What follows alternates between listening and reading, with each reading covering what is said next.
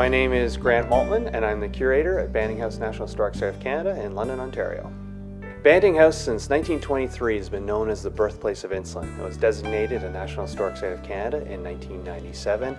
It was here that the defining moment in the discovery of insulin occurred. At 2 o'clock in the morning, he woke from a restless sleep and came up with his idea, which led to the discovery of insulin, lifting the death sentence for millions with diabetes around the world. Dr. Frederick Banting lived here 1920 and 1921, was a struggling doctor trying to make ends meet. He took a job at Western University, was asked to give a lecture on the subject of the pancreas, knew nothing about it, read a few articles, and in this very house at 2 o'clock in the morning, after a night of restless sleep, his idea came to him, which led to the discovery of insulin. What this museum offers is another insight into his life and career. He was a war hero in the First World War, winning the Military Cross, was killed during the Second World War. He painted with A.Y. Jackson and the Group of Seven. We have the largest collection of his works. And a wonderful display featuring all our royal visitors, which included the Queen Mother and 2 Governors General. He's our first Nobel Prize winner, and we're quite fortunate to have his official replica here on site. We get to tell the breadth of his story, not just the discovery of insulin. Banting House National Historic Site of Canada is a pilgrimage site for millions around the world. On our annual basis, we'll have 56 to 60 countries represented in our guest book for people that are coming here to see where this life-saving event occurred, an event that changed their lives, and as Banting said, changed his life as well.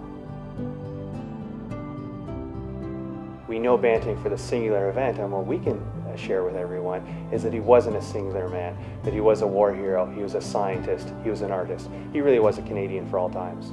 After the discovery of insulin, Banting was showered with numerous awards, and one of the really interesting pieces we have is Time magazine from 1923. It's the last issue of year 1. He's the first Canadian on the cover of Time, and what we like about it says Frederick Banting of London, Ontario should be given the Nobel Prize, which he won 12 weeks later. It is a very moving experience here at Banting House National Historic Site of Canada. You get to stand in the bedroom where Banting came up with his ideas, and you get to share your own thoughts. We have a small display where people write letters to Banting. These letters could have been written in the 1920s. They're people suffering from diabetes, living effective lives with diabetes, saying thank you to Dr. Banting for his discovery and what it's meant to them and their family.